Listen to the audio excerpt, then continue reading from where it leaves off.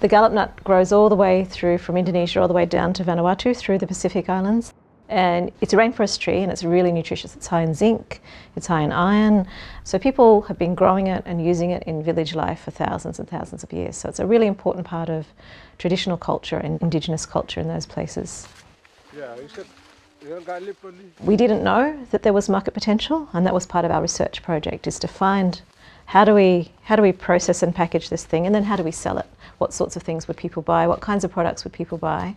And what would have strong demand in the supermarket?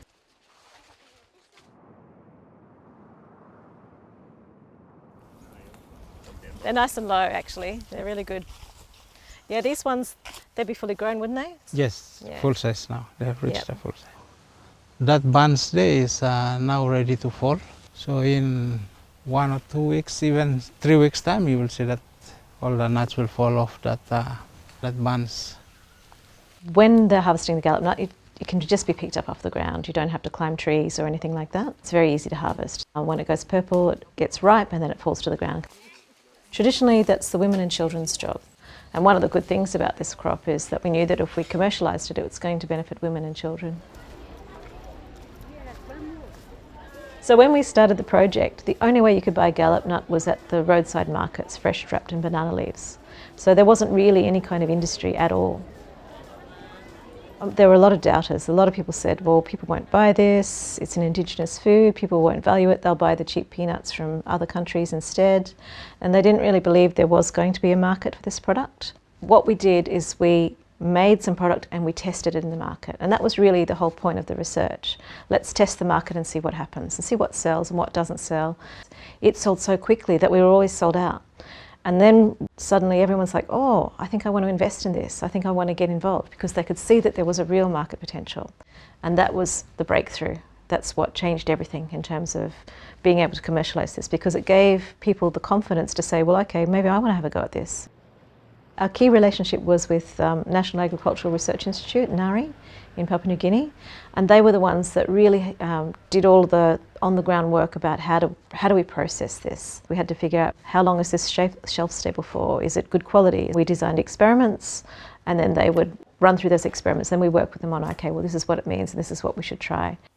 So we paved the way with the project. We demonstrated how this might work, how it might look, what sorts of things that would sell in the supermarkets, how those relationships with those retailers would work. And then the real processes came in behind. It more or less is a miracle how the project was able to add value to what is a native tree into what is now a commercial tree. My family and I have started this company so that we can have market access for our people in Madang province and other parts of Papua New Guinea. The good thing about our processes, they're all really focused on helping the local farming communities. They're really social enterprises. They're all about, well, how can I get more money to those women farmers or those community groups? How can I help them by giving them an outlet for their products? So we set up buying points where we can buy Galip nuts directly from farmers, and then we handle the roasting and packaging. Today by mi school long this la Galip. Morning. Malana. Nice. Oh, good morning. Most of our suppliers too are women. Galip is a good income. They can get maybe 500 kina from their 5 Galip trees. My name is Felicitas Wilomo.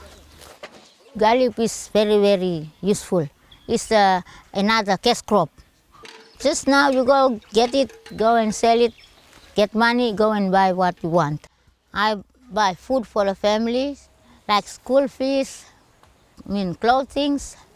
Sometimes the leftover money, I went to the bank to put it to the bank, in the bank for later use. Yes.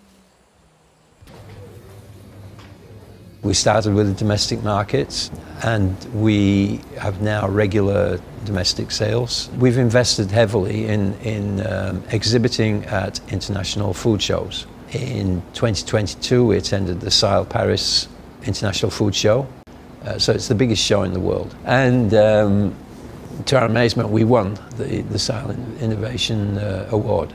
And so we now have identified distributors in Australia and the European Union and sales outlets in the UK and the USA. Our end game was to get the private sector to run this industry. A lot of projects, they say, here's this product, how can I sell it? Rather than saying, okay, what does the market want? And then working backwards from that. And also connecting up all the bits of along the chain. The funding was provided by the Australian Centre for International Agricultural Research, also known as ACR, and they're a donor. And what they do is they fund research that helps development. And they were really a partner with this, because they would meet with us and we'd say, okay, this isn't working, we want to try that. And they're really helpful in terms of allowing us to try different things if something wasn't working.